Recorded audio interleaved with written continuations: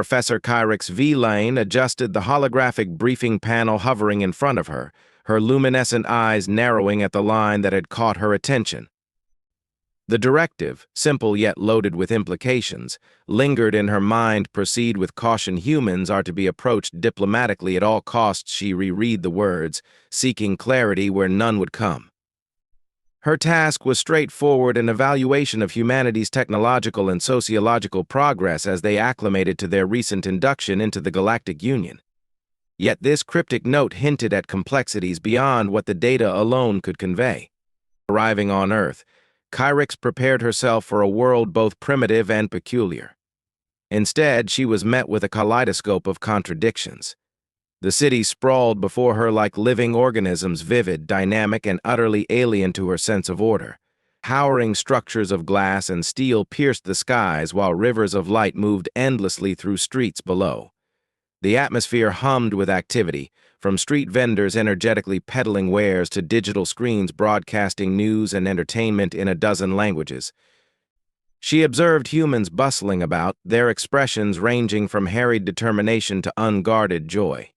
It was chaos, but it was alive. Their openness disarmed her almost immediately. Invitations to explore were extended without hesitation, their curiosity about her nearly as strong as her own about them. They asked questions not out of fear but out of genuine interest, their eyes lighting up when she described her homeworld and the Galactic Union. They seemed unburdened by the hesitations or formalities that so often accompanied interspecies interactions elsewhere.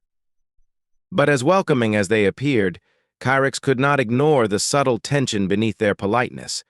There was something guarded in their smiles, something wary in their quick glances at the sky. In an ornate hall filled with diplomats and scientists, Kyrix was introduced to Ambassador Elias Marlowe, a figure whose calm demeanor exuded quiet authority. They spoke at length, covering topics ranging from technology to the arts. Yet, during the conversation, Marlowe made an offhand reference to something called the Singularity Wars. Kyrix's ears pricked up. She asked for more details, but the moment she did, the atmosphere shifted. Marlowe, previously affable and verbose, grew reserved. His tone darkened as he responded, "Some stories are better left to the archives." The statement hung in the air, a barrier she dared not cross further, though her curiosity burned hotter than ever. The more she observed, the more her questions multiplied. Humans seemed endlessly adaptive, capable of thriving in conditions that would crush other species. They were communal and cooperative, their cultural artifacts often celebrating unity, compassion, and progress. Yet there was a parallel narrative woven through their history, one of conflict and survival. They celebrated peace but carried an undercurrent of readiness for war. This duality perplexed Kyrix. She saw children laughing and playing in parks, yet the towering statues commemorating fallen soldiers hinted at a deeply embedded reverence for sacrifice and struggle. Even their achievements bore this duality. Earth's scientific advancements were remarkable, rivaling those of species far older than humanity. Yet the applications of their technology leaned toward the pragmatic, even the destructive. Defensive systems were subtly integrated into everything, from space stations to planetary grids.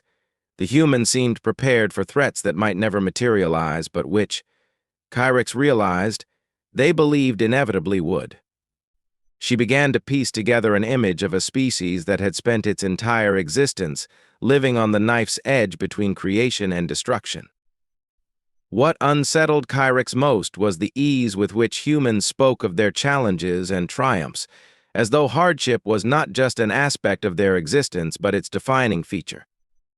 When she questioned an engineer about the extensive anti-orbital defense systems encircling Earth, he replied simply, "It's a precaution.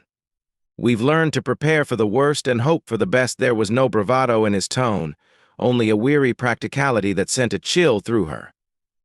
One night, under the cover of Earth's startlingly vivid constellations, Kyrix found herself reflecting on the strange paradox of humanity. As a scholar, she had encountered species with rich histories, violent pasts, and remarkable innovations. But humanity was unique in how these elements interwove so seamlessly. They were, by all appearances, a species driven not just to survive, but to ensure that their survival was never left to chance. They built bridges and weapons with equal fervor, pursued peace but kept the tools of war close at hand. And yet there was beauty here too. As she wandered through an art gallery, Kyrix marveled at paintings and sculptures that spoke of yearning, hope, and love.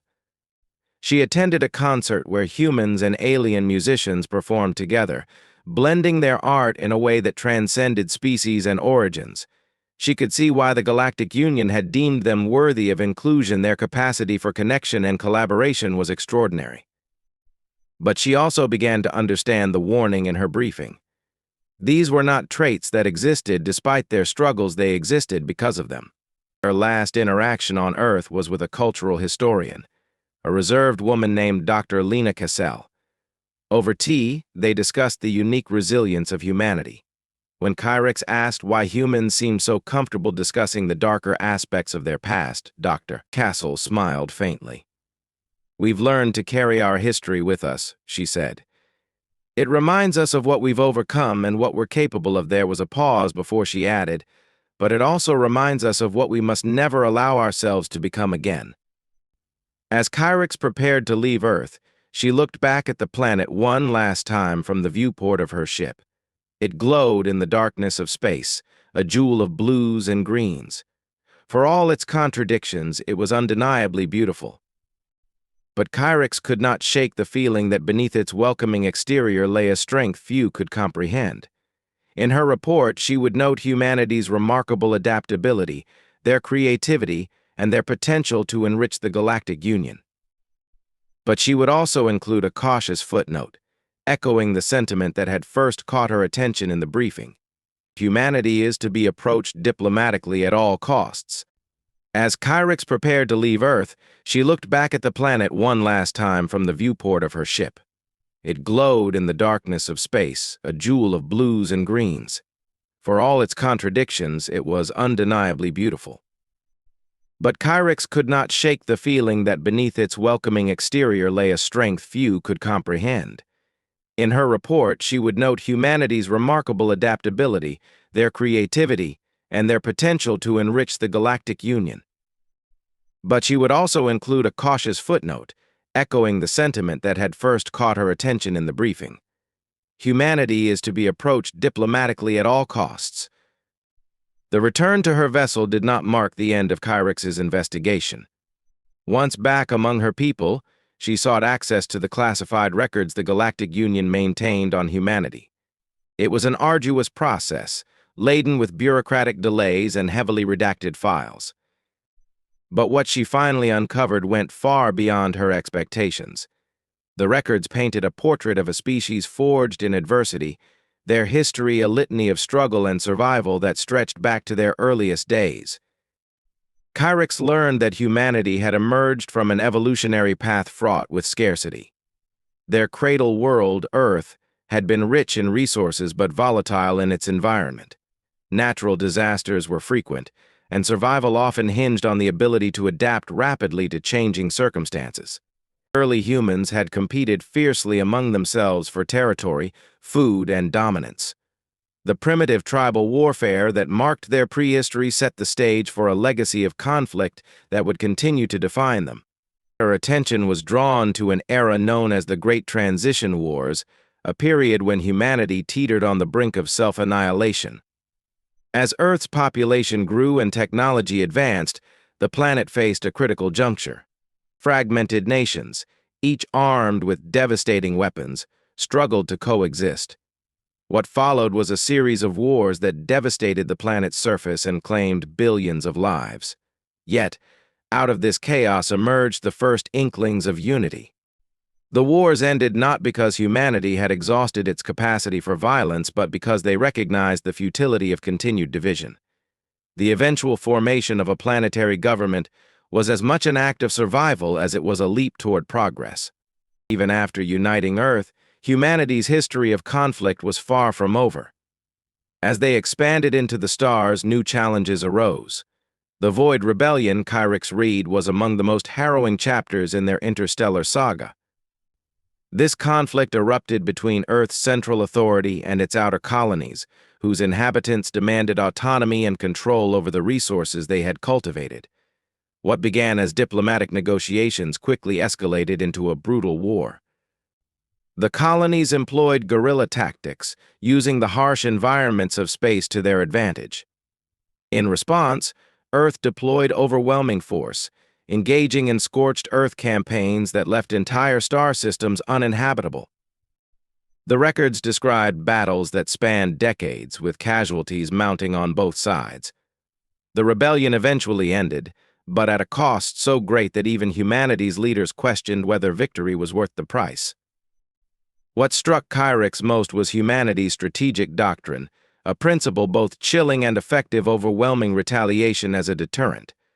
One file detailed an incident where pirates had seized an asteroid habitat, taking its residents hostage and demanding control of nearby trade routes. The response was swift and decisive. Earth's fleet obliterated the asteroid, hostages and all, to send a message. "We do not negotiate with those who threaten our survival," the file concluded. The cold pragmatism of such actions left Kyrix uneasy. To humans, the preservation of their society outweighed any moral qualms about collateral damage. As Kyrix delved deeper, a pattern emerged. Humanity's conflicts were not driven solely by greed or ambition, but often by necessity. Their history reflected a species that had been forced to learn, time and again, that survival required both resilience and ruthlessness. She began to understand their philosophy: peace was not a natural state, but a hard-won condition maintained through strength and vigilance. This belief was encapsulated in a phrase that appeared repeatedly in the files: to ensure peace, we must demonstrate an unrelenting capacity for war. The implications of this philosophy unsettled Kyrix. If humanity viewed peace as something to be enforced rather than nurtured, what did that mean for the galaxy now that they were part of the Union? Would they bring stability, or would their approach to conflict disrupt the delicate balance of interstellar relations? These questions weighed heavily on her as she continued her research. One particular event loomed large in the records, though the details were scarce. It was referred to only as the incident, and even in the classified files, much of it was redacted. From what Kyrix could piece together, this was the event that had cemented humanity's reputation within the Galactic Union. It involved first contact with a hostile species, the Varick Swarm, a hive-mind civilization that saw organic life as raw material for their expansion. The swarm had launched an unprovoked assault on humanity's colonies, expecting an easy victory. What followed, according to the fragments Kyrix could access, was a retaliation of such scale and ferocity that it left even the Varricks, a species with no concept of individual loss, reeling. Humanity's fleets engaged with precision and brutality, employing tactics that seemed almost reckless, but were executed with flawless coordination. Entire planets were rendered uninhabitable as humanity denied the swarm the resources they sought. The war ended not with a negotiated peace, but with the complete annihilation of the Varick swarm. Extinction was their only deterrent. One file read. Kyrix closed the report, her hands trembling. The words echoed in her mind, a stark reminder of humanity's capacity for destruction. As she concluded her study, Kyrix found herself grappling with conflicting emotions. On one hand, she was horrified by humanity's methods, their willingness to go to extremes to secure their survival. On the other hand, she could not deny their effectiveness. Humanity had endured challenges that would have obliterated other species, emerging stronger each time. They were a paradox, embodying both the best and worst of what it meant to exist in a hostile universe. The final report Kyrix prepared for the Galactic Union was measured but firm. She acknowledged humanity's contributions, their ingenuity, their capacity for cooperation, and their resilience. But she also included a warning: humanity's history is a testament to their ability to adapt and overcome. However, their approach to conflict suggests a mindset that views peace not as a goal but as a fragile condition to be guarded with vigilance and, if necessary, violence. The galaxy must tread carefully. Humanity's strength is both a shield and a sword. Her closing thoughts lingered on the implications of humanity's presence in the galaxy. Were they a necessary force in a complacent union, a species that would challenge the stagnation of others? Or were they a dangerous outlier, capable of unleashing devastation on a scale the galaxy had never seen? As Kyrix filed her report, one thing was clear: humanity was unlike any species the Union had encountered before, and that uniqueness, for better or worse, could not be ignored. Once her report was filed, Kyrix thought her work was complete. Yet a quiet summons disrupted her plans for departure. She was invited to an archive on Mars, a location known for housing humanity's most sensitive records. It was a rare privilege, one that few non-humans were granted. Curiosity drove her to accept. She arrived at a nondescript facility nestled beneath the red sands, escorted by officials whose solemn expressions offered no hint of what lay ahead. As the doors slid open, she stepped into a vast chamber filled with holographic displays and data modules, each containing fragments of humanity's turbulent history. Her guide, a middle-aged human with sharp eyes and a worn demeanor, introduced himself as Dr. Gideon Holt, a historian specializing in humanity's conflicts. Without preamble, he led her to a central console and activated a sequence that projected an array of records around them. "You've studied the surface," he said. "Now, you'll see what lies beneath." His tone was heavy, as if the weight of the past he was about to unveil had left scars even on him. The Varick swarm. The name alone carried a chill. Kyrix knew of them, a hive mind species that had once terrorized the fringes of the galaxy, consuming biological and technological resources indiscriminately. But she had never known the full extent of their encounter with humanity. Dr. Holt began his narration, his voice steady but tinged with a sadness that seemed to deepen with each word.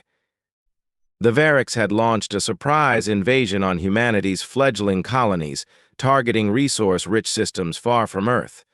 To the swarm, humans were just another species to assimilate, their settlements ripe for consumption. At the outset, humanity was hopelessly outmatched. Their technology, though innovative, was primitive by galactic standards. Their fleets were smaller, their weapons less advanced. The Varick ships, sleek and vast, descended with merciless precision, overwhelming planetary defenses in hours. Colony after colony fell, the inhabitants either slaughtered or harvested for biomass. The swarm strategy was relentless and efficient, designed to crush resistance before it could organize. Kyrix felt a pang of empathy as she imagined the desperation of those first, doomed defenders. But then came the retaliation. It began quietly, with humanity retreating to regroup. For weeks, the galaxy watched, expecting humanity to capitulate or seek terms. Instead, they re-emerged with a ferocity that stunned even seasoned observers. The records shifted to show grainy footage of battle's human ships, battered but unyielding, striking back with unorthodox tactics. They employed kinetic weapons, crude by galactic standards, but devastating in their simplicity. Massive projectiles, unguided yet accurate thanks to advanced predictive algorithms, tore through Varick ships at unimaginable ranges.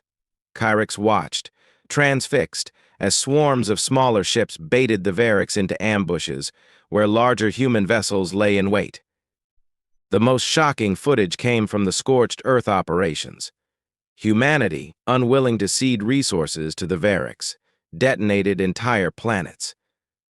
Kyrix's breath caught as she saw recordings of colonies set ablaze, their infrastructures collapsing into ash as the humans themselves triggered the destruction.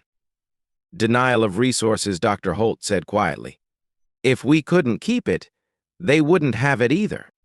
The final blow came during what humanity referred to as the extermination offensive, a coordinated strike across multiple Varix-held systems. It was both ruthless and precise. Human fleets bypassed traditional engagements, targeting the core hive nodes that sustained the swarm's collective intelligence. Entire biospheres were poisoned, rendering them uninhabitable. The Varix, for all their overwhelming numbers, could not adapt fast enough to counter the humans' unrelenting strategy. By the time the offensive ended, the Varix swarm no longer existed. The footage dissolved, leaving only silence in its wake. Kyrix turned to Dr. Holt, her voice trembling. You annihilated them. We did what we had to, he replied. There was no pride in his tone, only a weary resignation.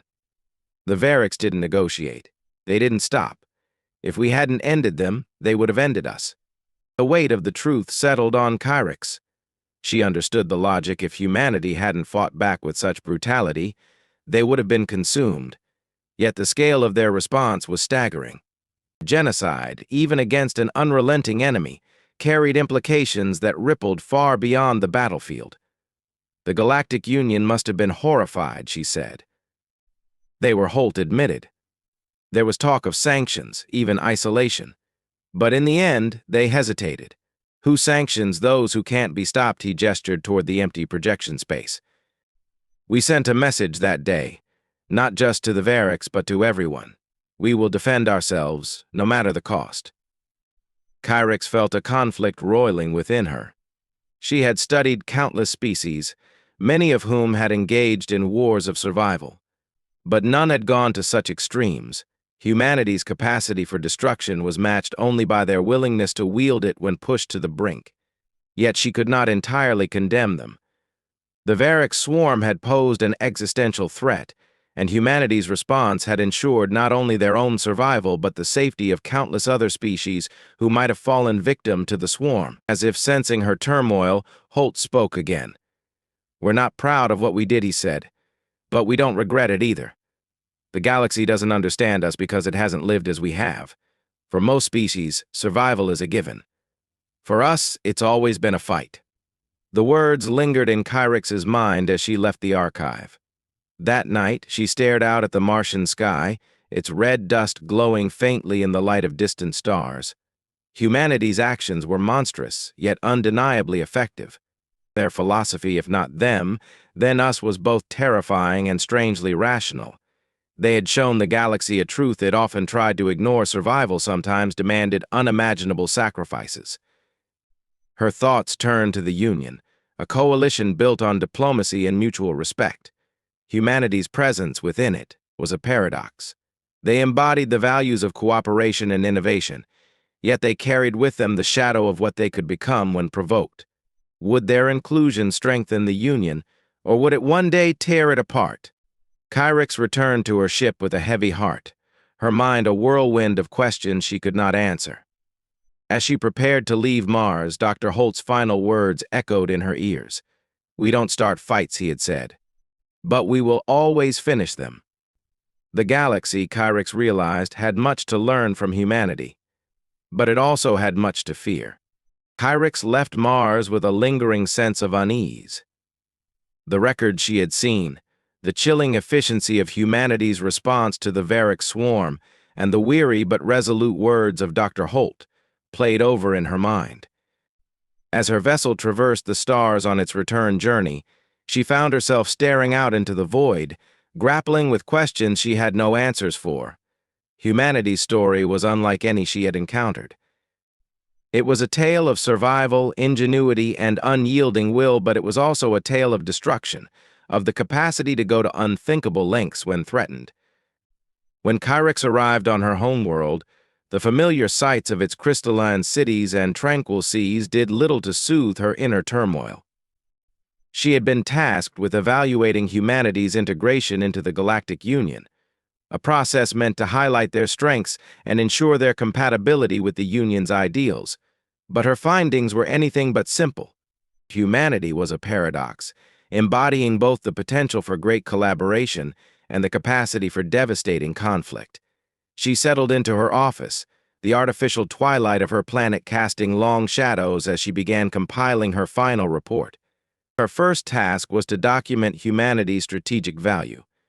In her report, she outlined how humanity's unpredictable tactics and sheer determination made them formidable allies or adversaries. Their ferocity in battle, tempered by their willingness to innovate and adapt, gave them an edge no other species in the Union possessed. In a galaxy that had grown complacent, relying on guided weapons and automated systems, humanity's ability to improvise and think creatively in high-stakes situations was a stark reminder of the power of ingenuity. But Kyrix's analysis didn't stop at their military capabilities. She also reflected on humanity's capacity for peace. Their art, music, and literature revealed a species deeply connected to concepts of love, hope, and unity. They were capable of forming bonds that transcended species and cultures, as evidenced by their eagerness to share knowledge and collaborate with others in the Union. Their technological advancements, often born from necessity, had the potential to benefit countless civilizations. And despite their history of conflict, there was a profound desire among humans for harmony, a desire tempered by the harsh lessons of their past. As Kyrix wrote, she found herself dwelling on a recurring theme in her observations: humanity's dual nature. They were both creators and destroyers, dreamers and pragmatists. Their resilience was inspiring, but it was also daunting. The phrase that had appeared in her briefing, "proceed with caution," took on a deeper significance as she considered the implications of their inclusion in the Union. Could humanity's strengths be harnessed for the greater good, or would their darker tendencies lead to unforeseen consequences? The two officers made their way through the chaos, passing injured crew members and malfunctioning systems. When they reached the command center, the scene was one of controlled panic. Tactical displays showed the fleet in disarray, with more ships falling by the minute. Kane barked orders, trying to rally the remaining forces. Regroup around the vanguard. Protect the flagship at all costs. Zara, meanwhile, studied the tactical readouts with growing dread. The anomaly's energy readings were spiking again. "There's something else," she muttered, her fingers flying over the console. Moments later, her fears were confirmed. Another warship was emerging from the planet's surface, its design even more advanced than the emissary. The sleek, angular vessel radiated power, its weapons already charging. Zara turned to Thane, her voice cold and accusatory. "You knew this was a possibility, didn't you?" Thane hesitated, his usual confidence replaced by a rare flicker of uncertainty. "There were reports, rumors about a second anomaly. But we couldn't wait. If we delayed, they might have mobilized it before we got here." "So you gambled," Zara said bitterly. "You gambled with every life in this fleet." "I made a call," Thane shot back, his voice rising. "We had to act. If we didn't take the risk, the entire empire could have been at stake." Zara stared at him, disbelief etched across her face. "You don't see it, do you? This isn't about the empire anymore. It's about your pride, your need to win at any cost." Before Thane could respond, another blast shook the vanguard. This time, the damage was catastrophic. The hull was breached, and warning sirens blared as decompression alarms sounded. "Seal off the compromised sections." Thane ordered, his voice cutting through the chaos. "Get the shields back up." Zara grabbed his arm, forcing him to look at her. "We can't win this. You know that. It's time to retreat." Thane wrenched his arm free, his expression torn between anger and despair. "And leave the empire to burn." "If we stay, there won't be an empire left to save," Zara said, her voice steady but urgent. Another explosion rocked the ship, and a console nearby burst into flames. Crew members scrambled to contain the damage, their faces pale with fear. Zara turned back to the tactical display, her mind racing. The second warship was now fully operational, its weapons slicing through the fleet with precision.